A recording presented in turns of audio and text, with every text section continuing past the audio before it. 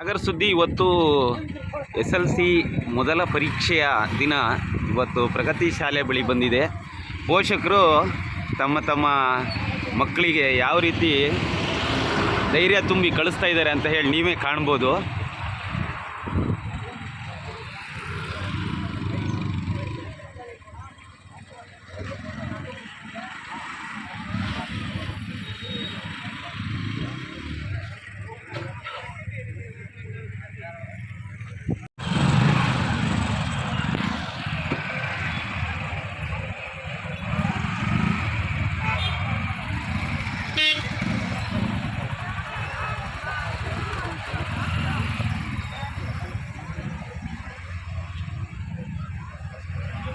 ಇದು ನೋಡಿ junior college ಬಳಿ ಇರುವ ವಾತಾವರಣ ನೀವೇ ಕಾಣ್ಬೋದು.